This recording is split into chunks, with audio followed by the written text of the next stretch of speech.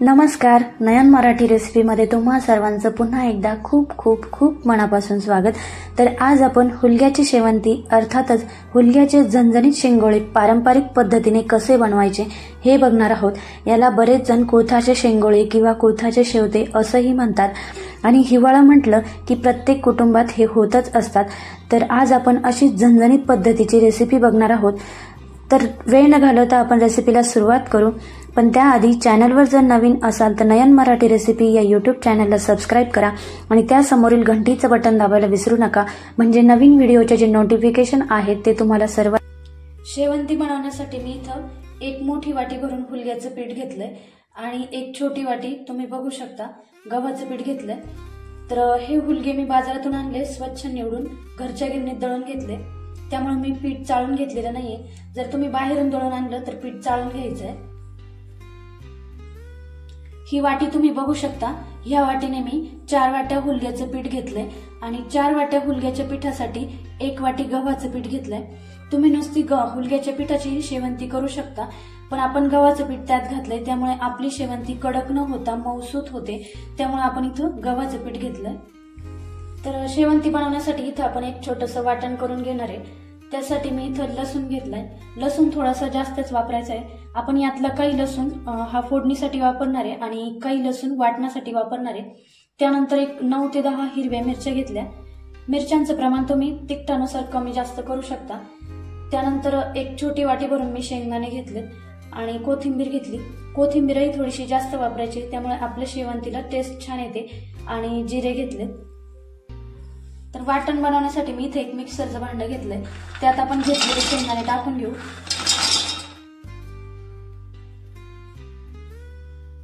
त्यानंतर हिरव्या मिरच्या, तुम्ही हिरव्या मिरच्यांऐवजी लाल मिरच्या वापरल्या तरी चालेल। आणि अर्धा लसूण आपण इथं वाटण्यासाठी वापरतोय। लसूण मी साधारण 3 गड्डे इथं सोलून घेतले। लसूण जास्त असलं की आपल्या शेवंतीला टेस्ट छान येते। आणि त्यानंतर आपण यात घालतोय जिरे आणि थोडीशी कोथिंबीर आपण वाटण्यासाठी घालणार आहे आणि काही कोथिंबीर आपण फोडणीसाठी ठेवतोय। आता हे वाटण आपण मिक्सरला बारीक करून घेणार आहे। थोडंसं फिरवून झाल्याच्या नंतर थोडंसं पाणी घालून आपण हे बारीक करून घेणार आहे। हे बारीक करत असताना रवा टेक्स्चर मध्ये बारीक करायचे, खूप जास्त बारीक करायचं नाही। तर आपण इथं आता हे हुलग्याचं पीठ मळून घेणार आहे। त्यासाठी मी परात घेतली, भांडं जरासं मोठंच घ्यायचं म्हणजे आपल्या मळायला सोपं जातं। तर आपण यात परातीत हुलग्याचं पीठ घेतोय, त्यानंतर त्यात घालतोय गव्हाचं पीठ, त्यानंतर आपण यात चवीनुसार मीठ घालतोय आणि आपण जे वाटण बारीक करून घेतलंय ते यात टाकून घेतोय।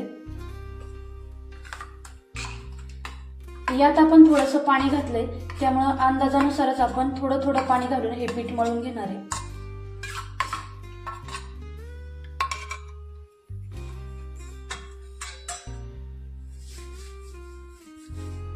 तर हे पीठ आपण मळून घेतोय, त्यासाठी मी हाताला थोडंसं तेल लावले, म्हणजे मिरच्यांमुळे आपल्या हाताची आग होते, तर तेलाने थोडीशी कमी होते, त्यामुळे मी तेल लावून घेतलंय। आता हे पीठ आपण ह्या वाटणामध्ये मिक्स करून घेणार आहे आणि गरजेनुसार आपण थोडं थोडं पाणी घालून हे पीठ मळून घेणार आहे।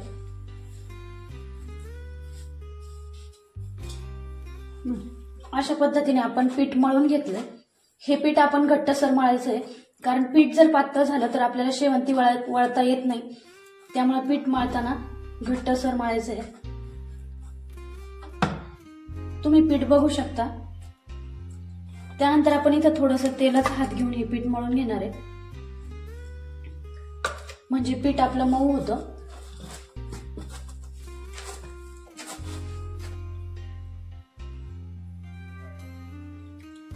तर पीठ आपलं तयार झालंय। आपण एका गॅसवर आता पाणी गरम करायला ठेवू आणि त्यानंतर शेवंती वळायला घेऊ। तर मी इथं थोडंसं गव्हाचं पीठ घेतलंय। आपल्याला शेवंती वळण्यासाठी जर हाताला पीठ चिकटलं तर आपण इथं गव्हाचं पीठ घ्यायचंय। तर फोडणीसाठी आपण इथं एक कुकर घेतलाय मोठा, तुम्ही कोणतंही मोठं भांडं किंवा कढई घेऊ शकता। त्यानंतर आपण यात घालतोय तेल।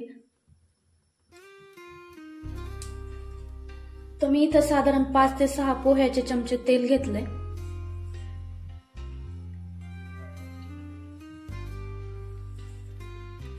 तेल छान गरम झाले, त्यानंतर आपण यात घालतोय लसूण. मी लसणाचे तुकडे करून घेतले. तेलाचं प्रमाण तुमच्या आवडीनुसार तुम्ही कमी जास्त करू शकता. त्यानंतर आपण यात घालतोय जिरे. जिरे थोडेसे जास्तच घातले. त्यानंतर हिंग घालतो.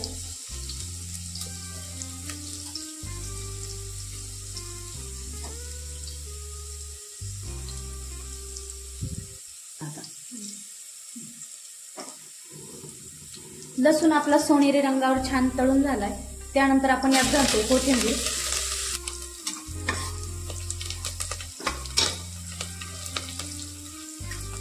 आपला लसूण आणि कोथिंबीर छान परतली. त्यानंतर आता यात आपण पाणी घालणार आहे.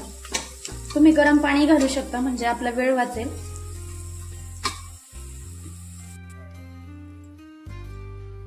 त्यानंतर आपण यात पाणी घालतोय.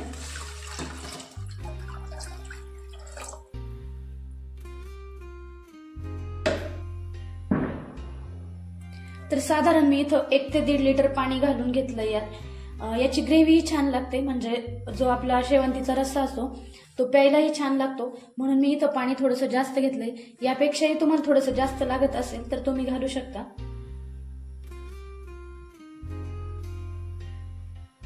आणि तुम्हाला जर रस्सा आवडत नसेल तर तुम्ही पाण्याचं प्रमाण कमीही करू शकता.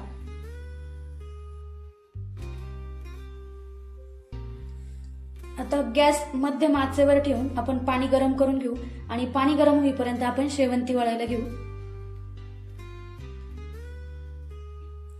तर शेवंती वळायला घेतोय आपण. त्यासाठी मी एक पोळपट घेतला आणि एक पिठाचा छोटा उंडा घेतलाय. तर आपण आता ही वळून घेणार आहे.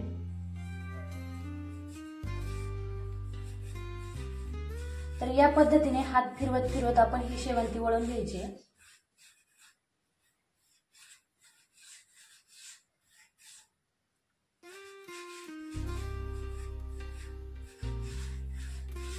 हळूवार पोळपटावर पीठ फिरवत फिरवत अशी शेवंती आपल्याला लांब करायची आहे. तुम्ही तुमच्या आवडीनुसार याला आकार देऊ शकता. शक्यतो नगर जिल्ह्यात याच पद्धतीने शेवंती वळतात. तुम्ही बघू शकता अशा पद्धतीने आपण शेवंती वळून घ्यायची.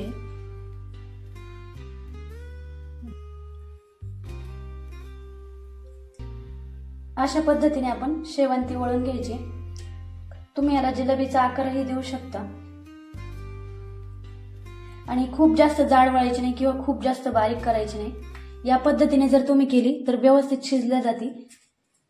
आणि आपण यात कोथिंबीर जास्त वापरली, त्यामुळे आपली शेवंती हिरवी दिसते, दिसायलाही छान दिसते आणि खायलाही तितकीच टेस्टी लागते. या पद्धतीने मी परत पिठाचा दुसरा गोळा घेतलाय आणि अशा पद्धतीने आपण हळूवार हात फिरवत ही शेवंती वळून घ्यायची.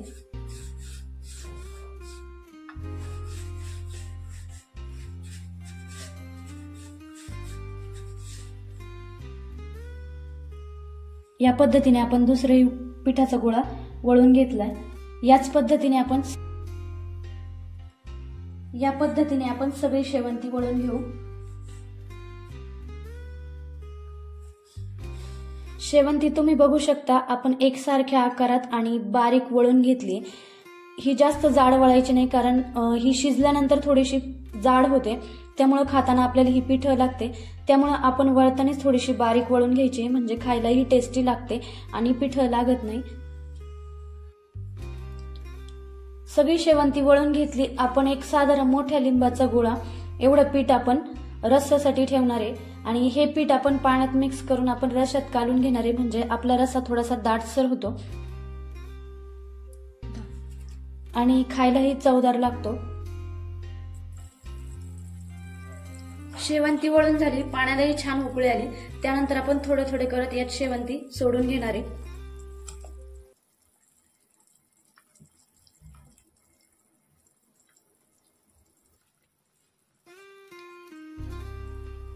दहा मिनिटांनंतर आपली शेवंती थोडी शिजत आली, निम्मी शिजत आली की त्यानंतर आपण जे पीठ ठेवलं होतं रश्यात कालवण्यासाठी ते पीठ मी इथं पाण्यात मिक्स करून घेतलं आणि हे पीठात आता आपण ह्या रश्यामध्ये ओतून घेणार आहे.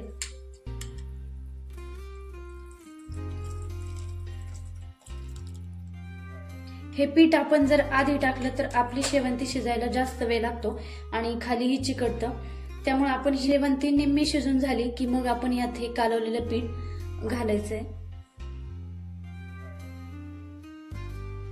त्यानंतर हे पीठ आपण व्यवस्थित मिक्स करून घेणार आहे आणि हलवताना थोडंसं हळूवार हलवायचंय, कारण आपल्या शेवंतीचे तुकडे होऊ शकतात. त्यामुळे हलवताना आपण हळूवार हलवायचंय.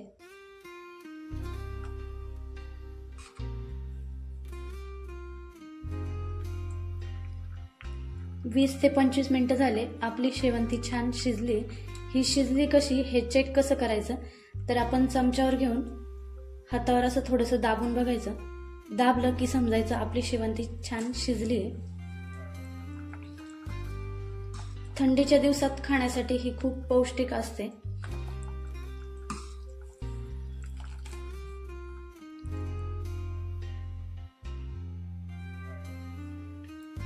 अशा पद्धतीने आपली शेवंती तयार झाली.